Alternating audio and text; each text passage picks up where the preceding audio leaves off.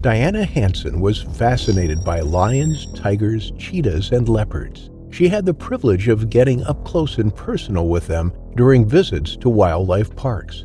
Her Facebook page was littered with photos of her next to these incredible animals. Big cats were her passion. Since Diana was 3 years old, she had loved big cats. Now, just over 20 years later, she landed her dream job, working as an intern at a big cat sanctuary in California. She was learning the ropes, learning what it took to keep some of the world's most magnificent predators in captivity. Her ultimate goal was to work in a zoo one day. Securing this internship was one step closer to that goal. She had spent time with captive tigers and lions during her studies at Western Washington State University and had visited Africa to see lions in the wild. Now, she was working at Cat Haven in Dunlap, California.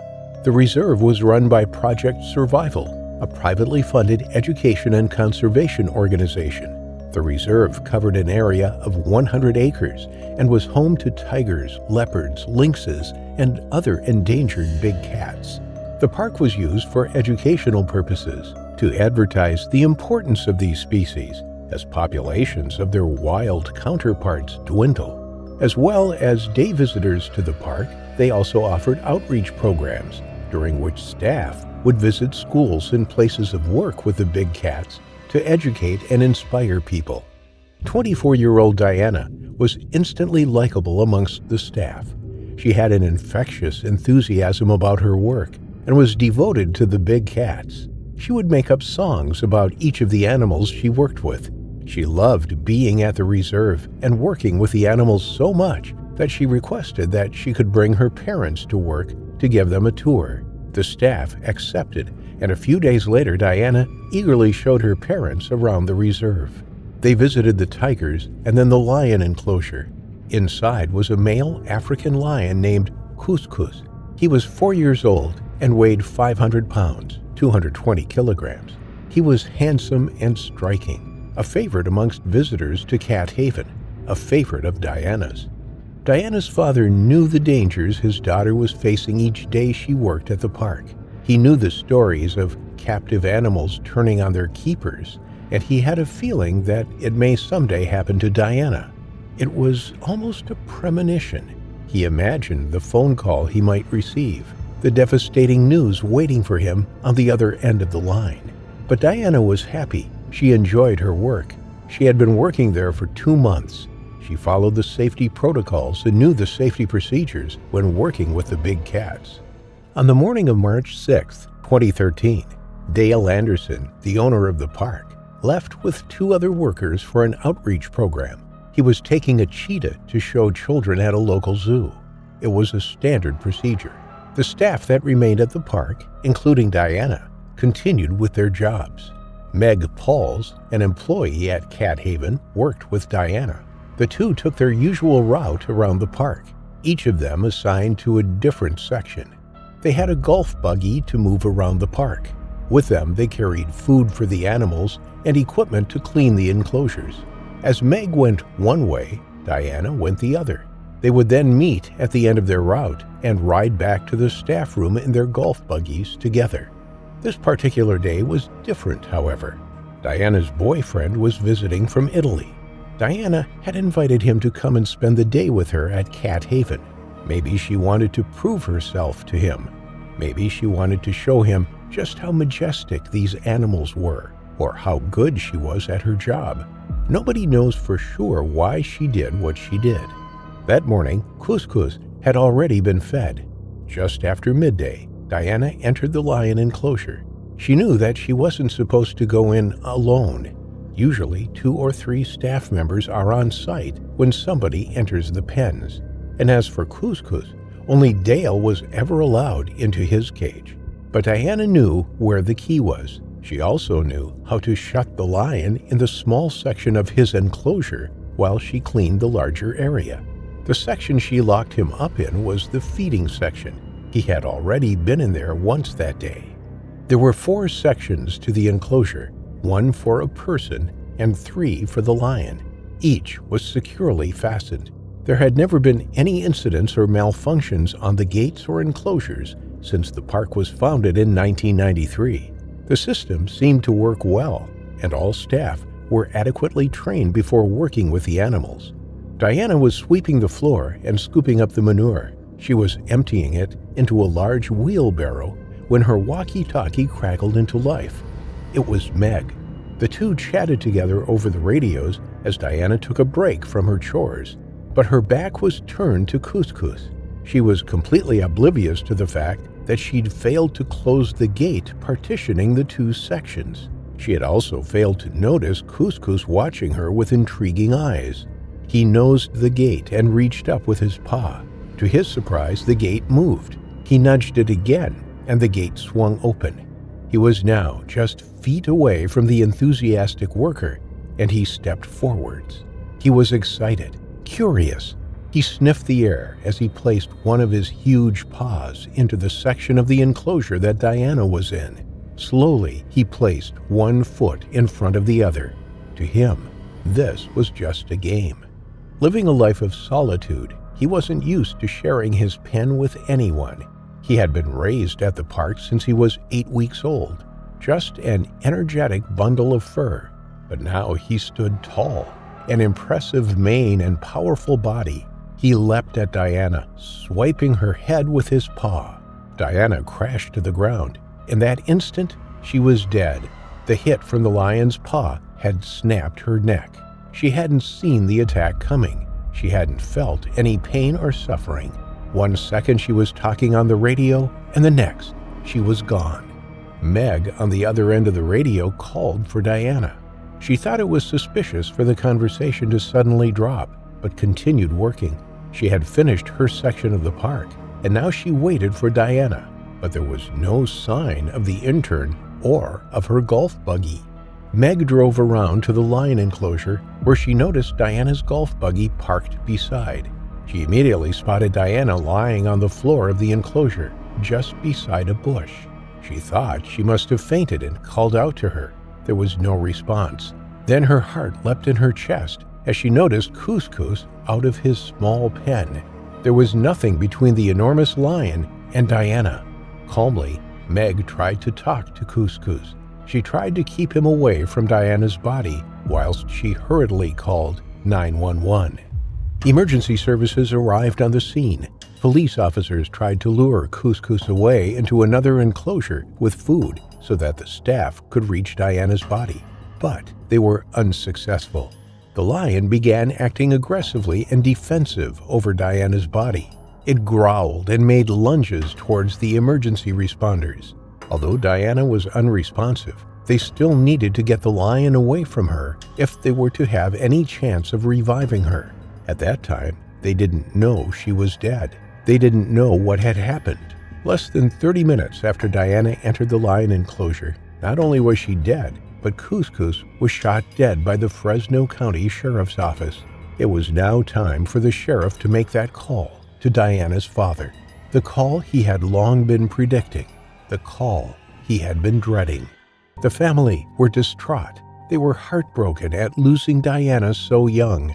Their only comfort was that she died doing what she loved. Her father acknowledged that she likely died instantly, possibly without even seeing the attack coming. It was not a long, drawn-out attack. She did not suffer, and that provided some comfort for them. There is very little information about why exactly Diana went inside the cage that day. Her boyfriend has never come out with any information confirming if he saw what happened, or if he was with her during the attack. Investigators concluded that the connecting door between the two sections of the enclosure had not been securely fastened. They walked Diana's father through the most likely scenario.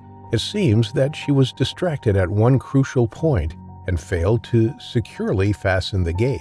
It also seemed that Couscous leapt on her in a playful way, but his strength had broken her neck in an instant.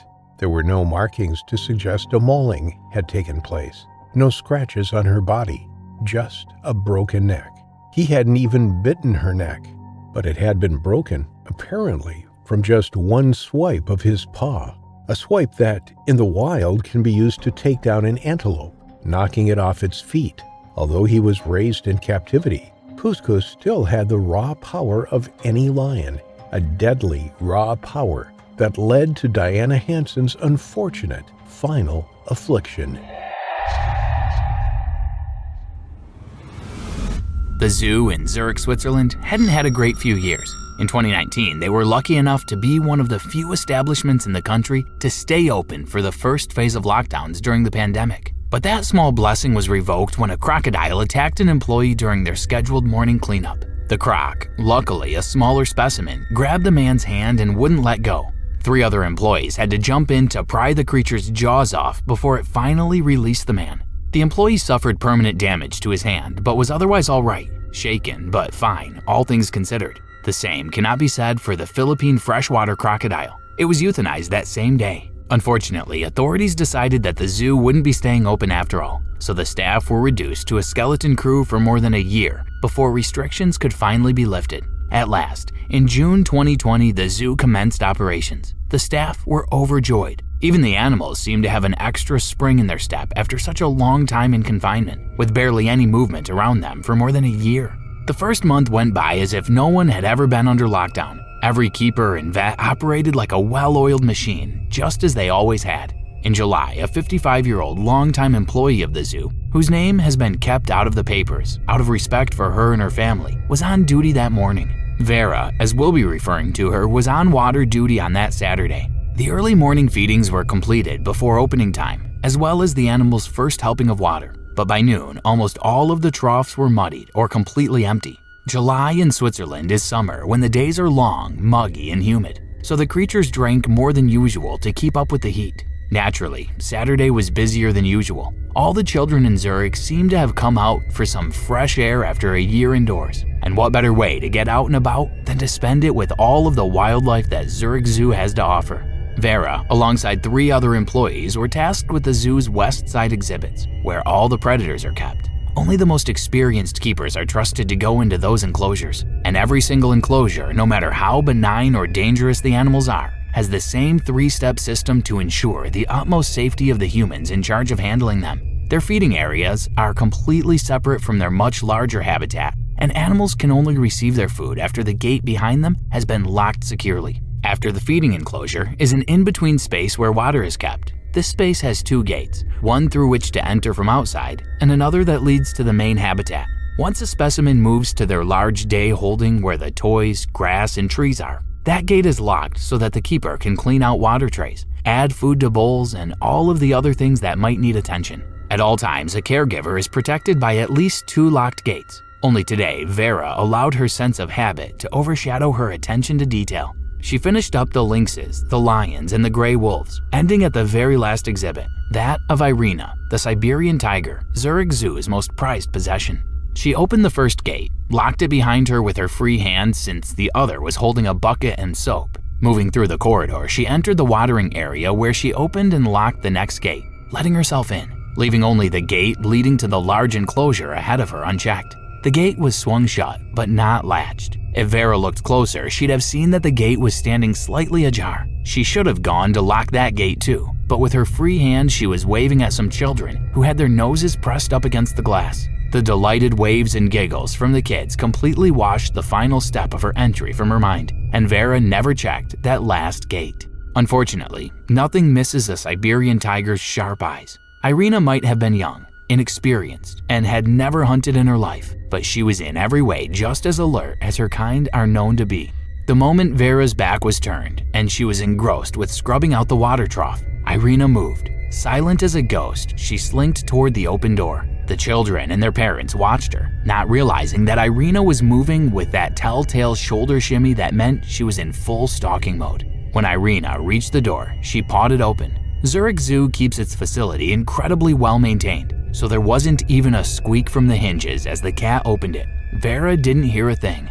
That's when it clicked for the people looking through the glass. Even the children saw what was about to happen. They banged and screamed at Vera's back, who couldn't hear them through the thick safety glass. As the tiger's tail disappeared through the gate, one woman turned from the glass and ran to the nearest park employee to alert them. But the woman had barely taken 2 steps toward the security guard when Irina pounced on Vera's back. Vera was thrust into the trough as the cat's nails sliced clean through her reflective jacket and raked into her back. Vera managed to get one startled scream out before Irina yanked her backward. The force was so great that the tiger's nails tore out of Vera's back, throwing the woman out the open gate and into the habitat, in full view of the crowd now gathered at the viewing glass. Children were dragged away by their parents to spare them the sight of a fully grown tiger now on top of the zookeeper. Irina had Vera pinned to the ground and she aimed for the woman's throat, but got her in the face instead. Vera's entire cheek was ripped off, exposing the teeth beneath it.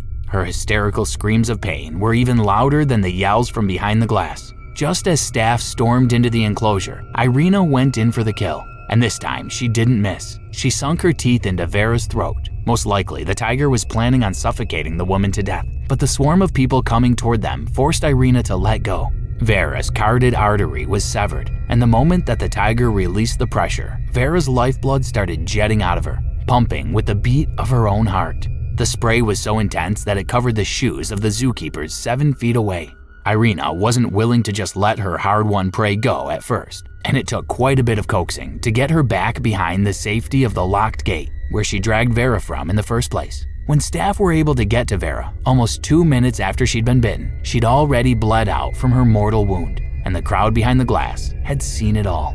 You'd think that after the zoo's extreme measures regarding the crocodile who'd just bitten someone's hand, that Irina's fate was sealed. But no. After months of deliberation, the courts ruled that this terrible tragedy was a result of human negligence, and that Irina could not be sentenced to death for acting according to her nature. Employees can now no longer operate without a partner, but that should have been a rule long before this incident. But other than that, there were no further repercussions, except for some serious therapy for all those who witnessed the attack. At least a fair ruling was able to spare Irina, so that we didn't have to report on 2 senseless deaths. One victim is bad enough already. As for Irina, she's still in Zurich and doing great. Let's just hope that her first taste of human blood did not awaken the desire to bring another person to their final affliction.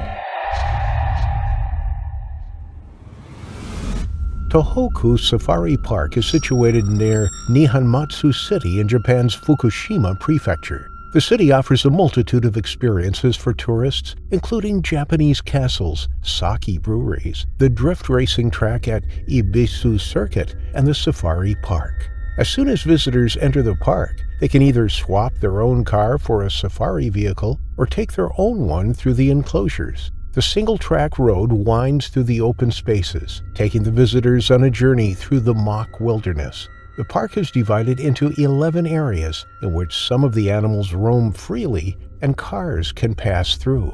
It allows visitors the unique opportunity to get up close to some of nature's most fascinating beasts. Safety here is paramount, and visitors are told to keep their windows and doors locked at all times whilst immersing themselves in the safari-like experience. There are more than 120 different species of animals at the facility, including giraffes, elephants, and lions. The first paddock to drive through is home to the lions. After driving through 2 security gates, visitors can begin searching for the pride. They can be easily concealed in the tall grass, on the hillside, or amongst the shrubs and bushes.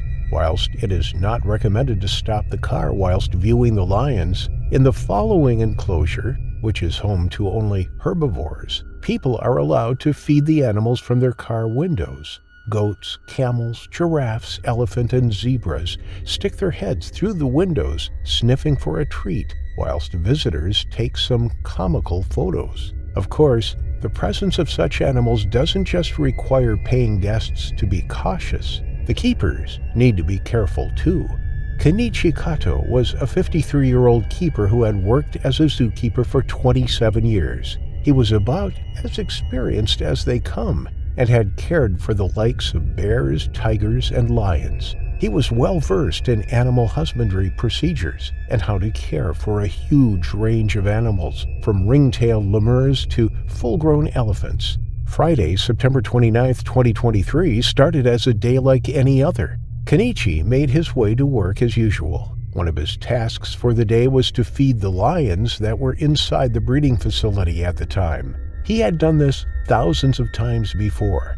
There were strict protocols in place to ensure the safety of employees, and Kenichi knew these like the back of his hand.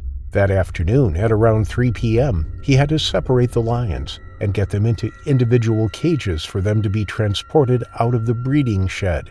He was armed with buckets of meat to lure the lions, one by one, into the metal cages. The procedure took patience and attention to detail. The most crucial part of the task was ensuring each door was securely fastened between the keeper and the lions. He threw some meat into the cages, and then Kenichi began enticing the first lion out of its enclosure and into the transportation cage. It was a female and was almost white in color. Her coat glistened. Her body was stocky and powerful. He waved the meat in front of him, and the lioness stood up. It looked hungrily at the meat and obediently began to walk towards it and the keeper. There were several locked doors between the enclosure and the final cage. They squeaked on their hinges as Kenichi opened them and closed them behind himself. He always remained one step ahead of the lion, and with one door separating the two.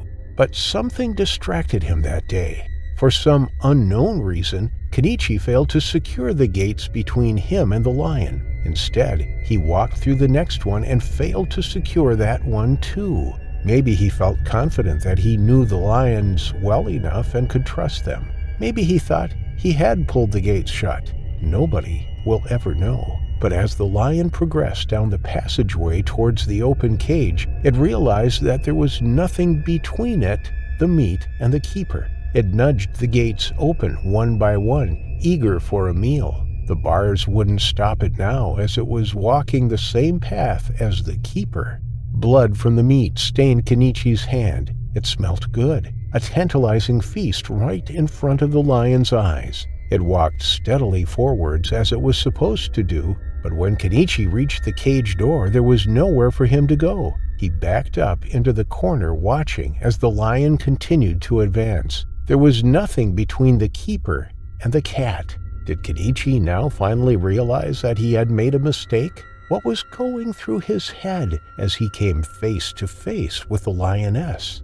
Kenichi could see the glistening eyes of the female lion as she watched him, never blinking, never flinching. Her footsteps were slow and deliberate, each paw 13 centimeters, 5 inches across. Its claws almost 14 centimeters, 1.5 inches long, sharp and curved, made for clinging on to prey and bringing it down to the ground, tearing through tough hide and delivering fatal blows. When the lion was just feet from Kenichi, it rushed at him. It leapt upwards and brought him crashing down to the floor, the cold, hard, concrete floor. The power from the animal was overwhelming. Although Kenichi could see the attack coming and braced for impact, he was completely overpowered by the lioness. He tried to fight back. He tried to push the enormous cat off him. The fur felt soft, and the warmth of the lion's body pressed down on him. 300 pounds, 130 kilograms of muscle tied him down. The claws dug into his skin. He could feel them tearing at his muscle, threatening to rip him apart.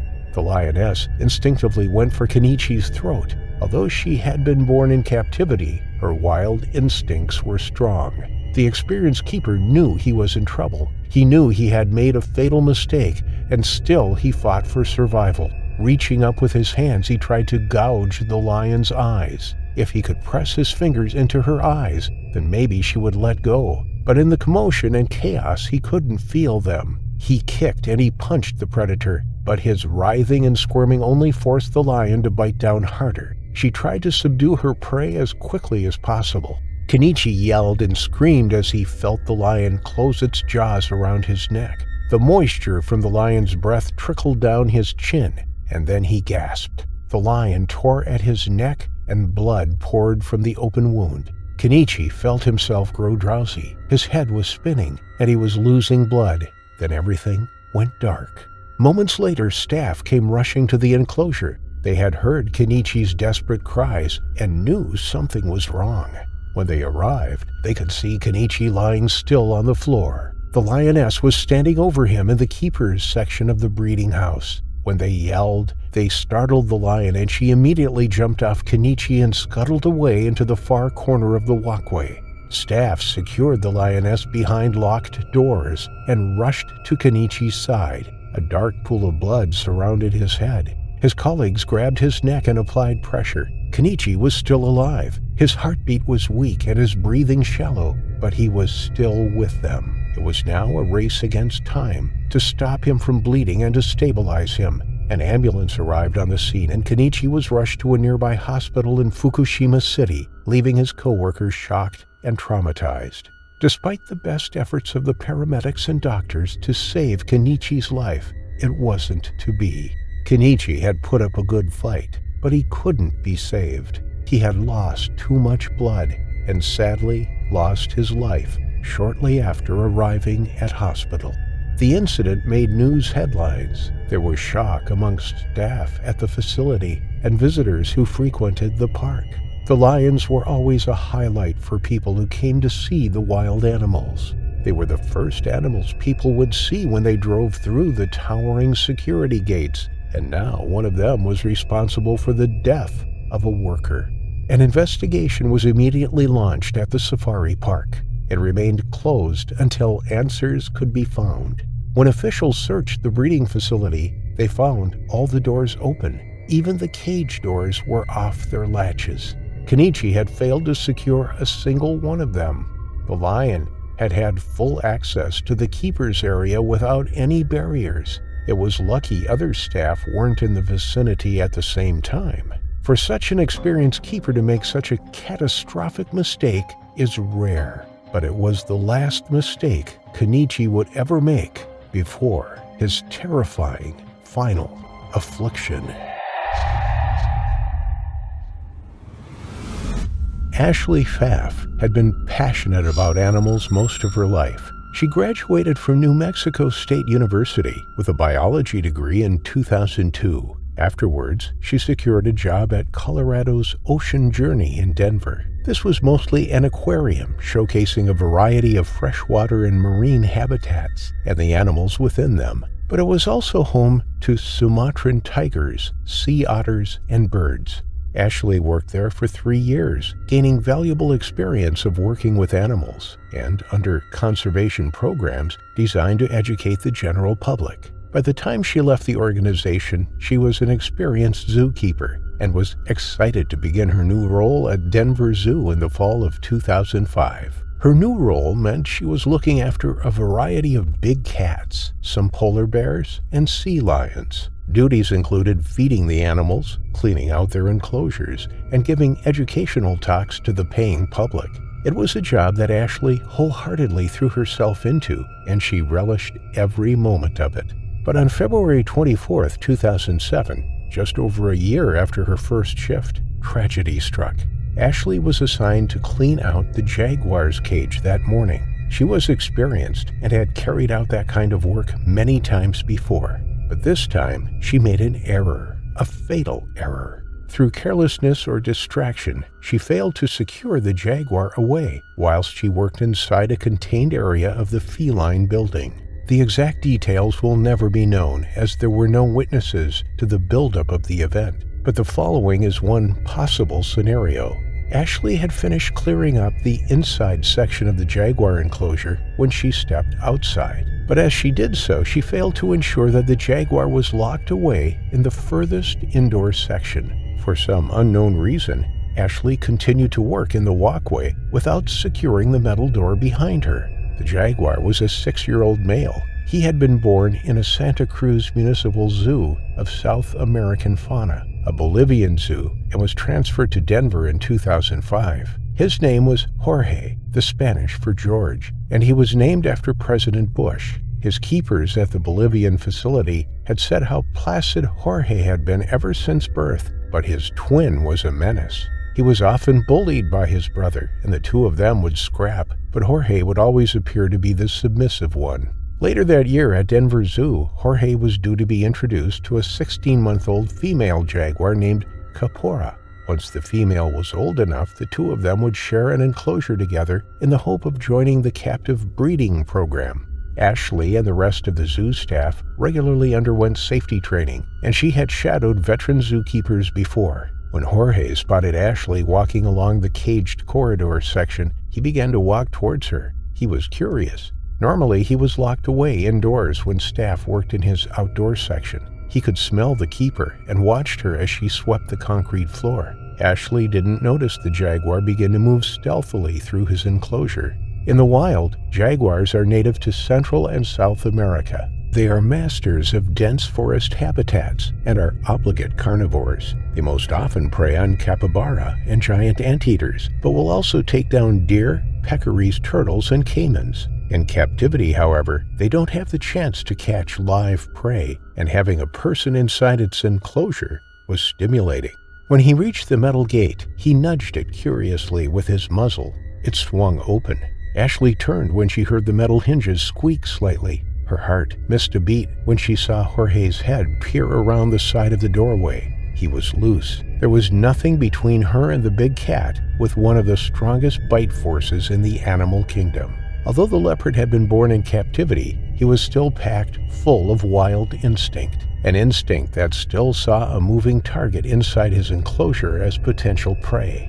Ashley hesitated, hoping upon hope that the jaguar would retreat back into its enclosure or turn the other way. She tried to steady her breathing and keep calm. She didn't want to excite him or entice him unnecessarily. She began to slowly reach down to her radio to call for backup, but then Jorge came for her. Before she could react, Jorge suddenly bounded across the concrete towards Ashley. She felt sick in the pit of her stomach as she knew what was coming. He covered the distance in less than a second. His paws were silent as he leapt across the open corridor. His eyes were fixed on Ashley's, and he went in for the kill. The jaguar jumped up at her and brought his jaws crushing down around the back of her neck. He weighed 140 pounds, 63 kilograms, and brought Ashley crashing down to the ground. She tried to fight him off. She could feel his warm body against hers as she was sandwiched between the predator and the cold concrete floor of the enclosure. He grappled with her, using his powerful paws to batter her around,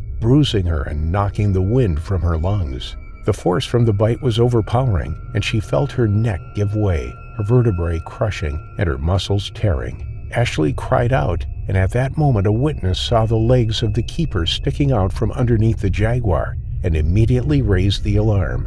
4 times a year, staff are trained in how to respond to an animal out of containment. Some members of staff are trained in the use of firearms and tranquilizer darts. They rushed to the feline building. 4 of the 16 staff who were on duty that morning were at the scene within minutes of the attack. Everything they had trained for came down to this moment, and in an emergency like that, each moment counts. A tranquilizer dart can take 3 to 5 minutes to take effect.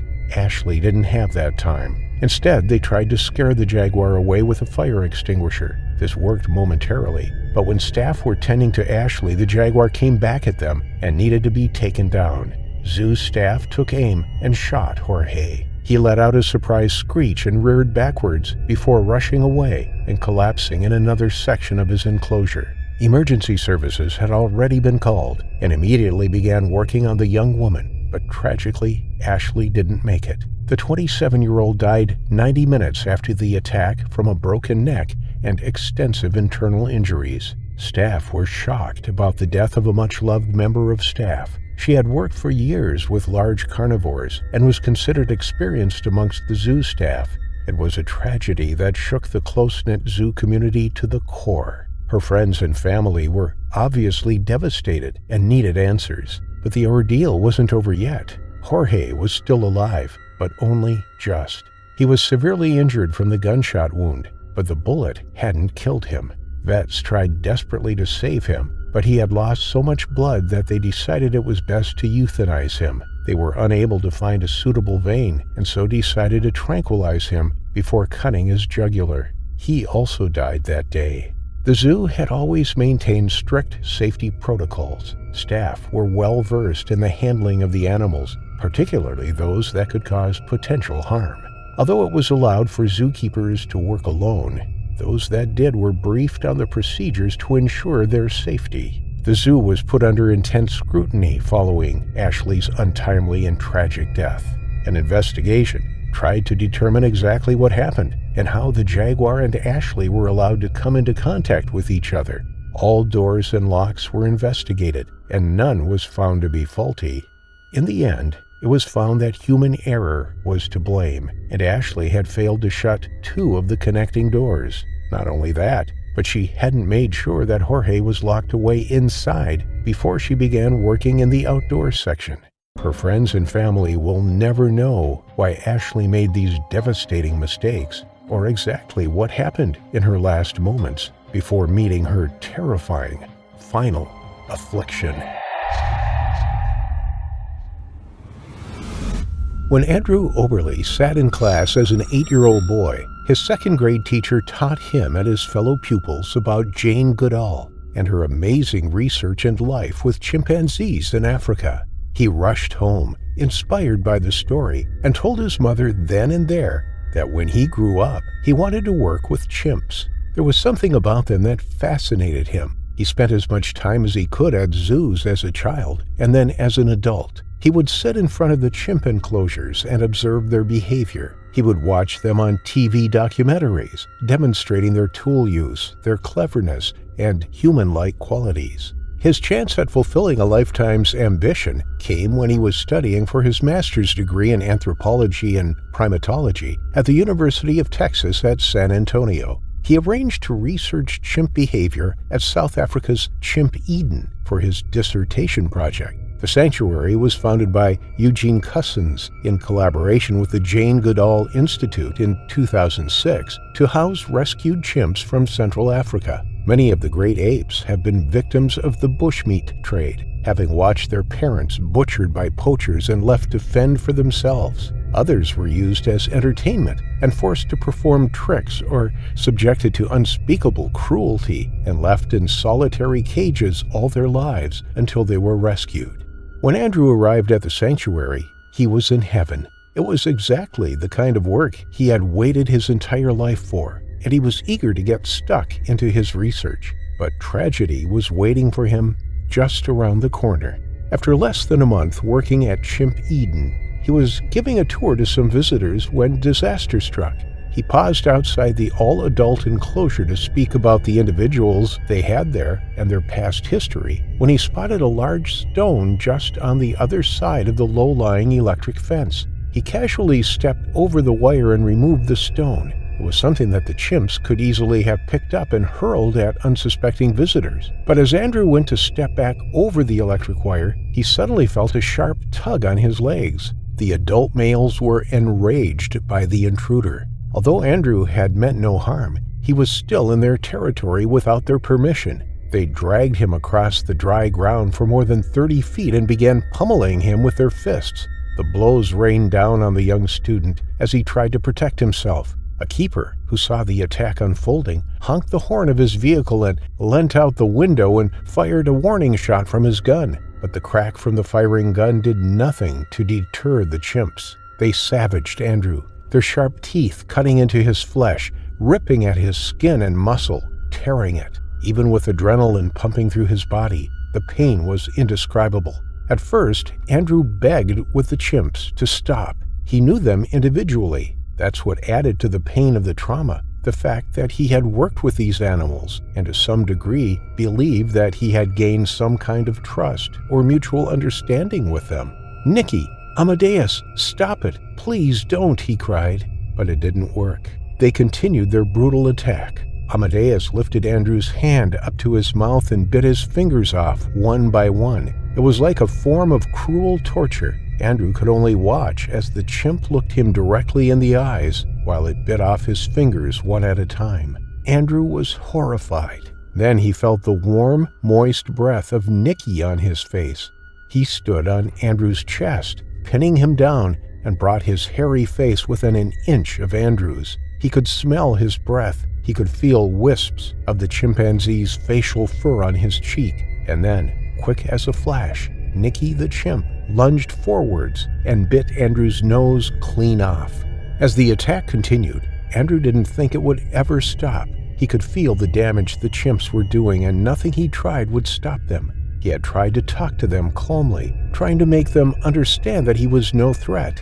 Then he begged them to stop, and finally he tried to fight back. But with each fully grown male having the strength of 5 men, he didn't stand a chance. Another chimp launched itself at the keeper's vehicle as he tried to stop the attack. It smashed the windscreen and dented the hood, threatening to break into the vehicle and attack him. Instead, he raised his gun and fired through the glass, injuring the chimp, which ran off into the enclosure, closely followed by the others. The chimps had torn Andrew's scalp, peeling the skin back over his skull. They had bitten off both of his ears, half of his right foot, and all the toes from his left foot. The powerful blows that came crashing down on his torso collapsed his lung, and he was left gasping for air by the time the attack was over. He was rushed to the nearest emergency medical clinic. It was a small doctor's surgery, but the staff there saved his life. They used 25 units of blood just to keep him alive whilst they dressed his wounds. He was then transferred to hospital in Johannesburg, where he underwent emergency surgery. He was placed in an induced coma and given an emergency tracheotomy. His parents, who were in the United States, were called and received the devastating news. Andrew was in terrible shape, and they should try and get over to South Africa as quickly as possible. His mother was told not to get her hopes up. Andrew's chances of survival were slim. He spent 2.5 weeks in the induced coma, whilst doctors worked around the clock to tend to his battered and torn body. When he woke up, he saw his parents smiling down at him. He remembered the attack, but couldn't work out where he was. He tried to speak, but nothing came out. Then he tried to move his head, but every inch of his body was sore. When he did manage to look down at his body, all he could see were bloodied bandages from head to toe. He couldn't believe the mess he was in. He couldn't believe the damage that had been done. Then, when the realization of the situation sunk in, he began to feel the physical pain that came from being shredded by the chimpanzees. Most of his backside had been torn off. A goal the doctors set Andrew was for him to sit at the end of his hospital bed for 2 minutes. If he could manage that, then he could fly home and continue his recovery over in the States. His longing for home and to see his faithful dog again drove him to keep going. But sitting up was more difficult than he ever imagined. The pain was incredible. Even when the doctors conducted bandage changes, he was pumped full of painkillers. His mother would place a towel over his head and some headphones over his ears so that he could try and escape the pain of it all. But gradually, day by day, he managed to move a little bit more, until one day, 5 weeks after waking from his coma, Andrew finally managed to sit up for the full 2 minutes. He was on the plane to America in a matter of days, where he met some incredible doctors and plastic surgeons to try and fix his broken face and body.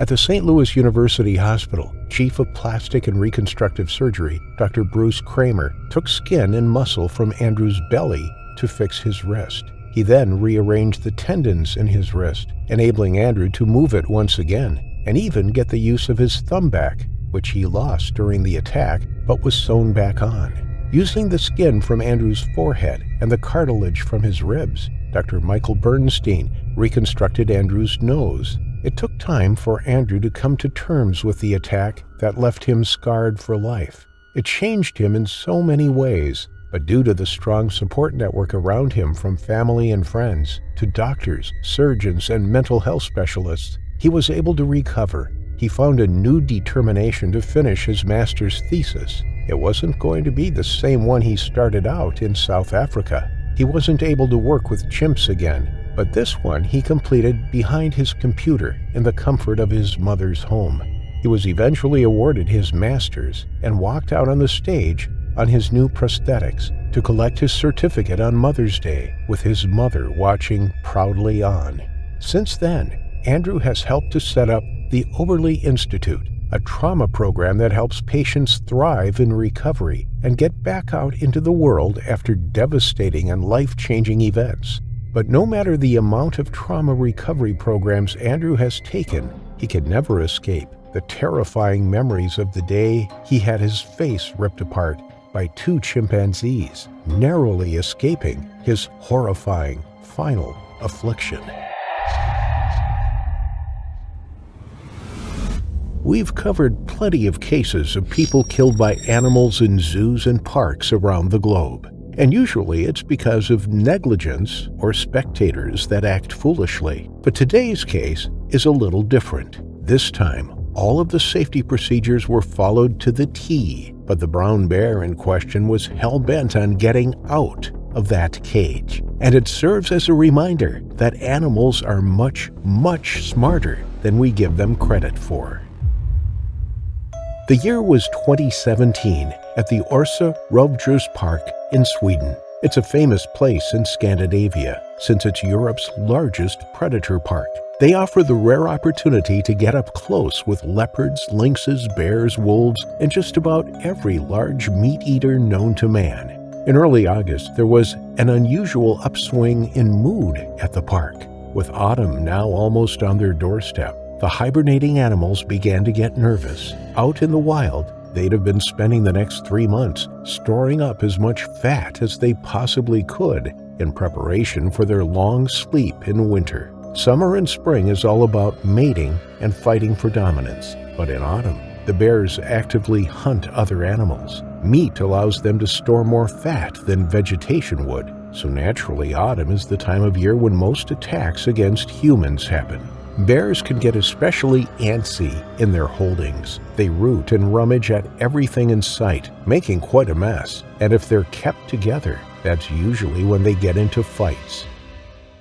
The 2-year-old brown bear in this enclosure was no different. It had been pacing back and forth for days, trying to get rid of all that nervous energy. Its enclosure was tucked away in a large wooded area, with a separate holding attached off to the side. The smaller holding was used to lock the animals in during feedings, so that staff could come in to clean up and change out the water on cleaning days. But this day wasn't according to the usual schedule. This bear had made an enormous mess during its nervous pacing. There was scat thrown around everywhere, trees were scratched, and the water trough was thrown over, leaving a muddy mess that just added to the stink and the chaos. The young man put in charge of cleaning was a new hire. He was only 19 years old, and he'd begun working at the park as soon as he finished high school, with plans of studying zoology or veterinary sciences after taking a gap year. His name was never disclosed, so we'll just call him Sven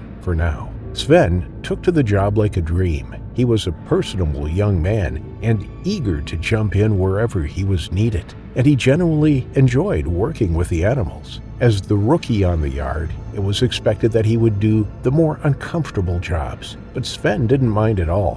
One employee lured the bear to the small holding with food, and once the lock was securely behind it, the man walked off to the next holding, leaving Sven and his spade to scoop up all the debris and to shovel some dry ground on the mucky spot under the water trough. It was going to take Sven quite a while to get it all done, and there were plenty of other animals waiting for their breakfast. The gate behind, where the bear was now hungrily gobbling up its rations, was secure and locked. The staff hadn't done anything wrong at all. The animal finished its food and sat in its holding, staring at the man cleaning its cage. The little square was not meant to hold animals for longer than their feedings. It took only a minute or two before it started clawing at the earth beneath the fence, furiously digging to get out.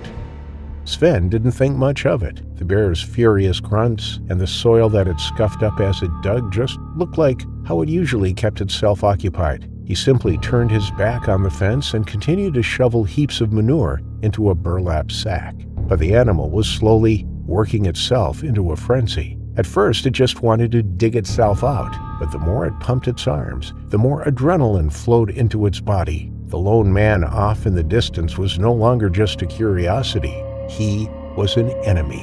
And even if it didn't know why, all it knew was that the man needed to be destroyed. It took it just 10 minutes to dig right under the fence. The heavy-duty chain-link fence only went down into the ground for 2.5 feet, so it wasn't exactly a difficult task for the beast to accomplish. When it had a hole big enough for its head and shoulders to fit through, it began to squeeze its massive frame under the fence. Sven didn't even hear the grunts and the digging go quiet behind him. He had reached the halfway mark of his job and he began to speed up, hoping to finish before the morning was over. He only realized that something was wrong when the huffing and puffing came closer. When he turned around, the bear had already gotten out from under the fence and was running at the boy at full speed, just a few feet away from him. At this distance, Sven had no chance. He only had time to put up his hands in defense before the animal was on top of him, never mind even trying to run. The bear slammed the young man into the forest floor, sending them skidding through the mucky soil. The impact with the ground and the nearly 200 pounds on top driving him down was so intense that it broke 3 ribs instantly. Before they even came to a stop, Sven was swinging his fists and screaming for help. His fists merely bounced off the massive hairy body, and the creature didn't even flinch. Instead, it drew back its head, opening its jaws wide and bit down, managing to grab Sven around the left shoulder. Shaking its head, it swung Sven so fiercely that its teeth tore clean through the flesh, and Sven went flying through the air, followed by a jet of blood, fabric, and bits of skin. Another colleague who'd finished up early had come by to see if he could jump in and help Sven with the cleanup job, and he saw the beast rushing at him. He yelled over his shoulder for assistance, grabbed the main gate, and rushed in despite the incredible danger he was putting himself in. Behind him, 4 other men who were in the vicinity were already rushing in after the lone savior. But the creature was already on top of Sven again, and this time there were no more screams. They didn't know it then, but when Sven was thrown through the air, his head connected with a rock, splitting his skull cleanly in two. Sven, in his last moment of consciousness, realized that the jaws closed in on him again, this time on his chest and neck. He felt himself be grabbed by those jagged claws, the nails searing through the skin on his back, and then the world went dark. The 5 men running into the enclosure were screaming and waving their arms. One managed to pick up a branch, and another grabbed the spade that Sven had been holding just a moment before. The animal turned to the approaching noise, roaring in its feral anger. But when it saw how many of them there were, it bolted into the cover of the trees. It might have been murderously angry, but it wasn't stupid enough to take them all on at once. The zookeepers grabbed the bloody heap that was Sven and hauled him out of the cage as fast as they could, not bothering to check his wounds or even if he was breathing. There was no time. They had to get Sven and themselves out before the beast changed its mind and decided that they too were fair game. Slamming the gate closed behind them, they jumped into the nearest golf cart. Normally, the little vehicles were used to carry food and supplies around the park. Never before had they used it to carry an injured human, or animal for that matter. The driver radioed in, demanding that the front desk call for an ambulance. They rode to the front gates and waited for 15 minutes before help arrived. In those minutes, it became starkly clear that things weren't looking good for Sven. His chest, shoulder, and neck were torn to shreds, but most of the bleeding was coming from his head. His previously sandy blonde hair was matted with dark blood, and even through the pouring torrent, they could see the crack in his skull. Remarkably, Sven was still breathing, but the damage to his brain was already apparent. He began to convulse just as paramedics arrived, and his colleagues grabbed his head, keeping him from slamming his already shattered skull into the ground. Paramedics took the boy and rushed him to hospital where doctors spent 12 hours in surgery trying to save what they could. But it was all for nothing. Sven never woke up from his coma, and with every seizure, his vitals continued to drop. Finally, 2 days after the attack, he breathed his last. By then, the bear had long since been euthanized, and the corpse removed from its holding. The cage stood empty for months, but it was the one that was most visited in the entire park. Every employee and a large number of public visitors laid down flowers and teddy bears along the chain-link fence to show their condolences. Police were able to prove that staff didn't do anything wrong. At the very least, this was not because safety procedures weren't taken, but it did prompt the park and many others in the country to line every animal's holdings fences with concrete that went at least 4 feet down into the ground. They were worried that more brown bears would dig under the fence enclosure and bring another zookeeper to their terrifying final affliction.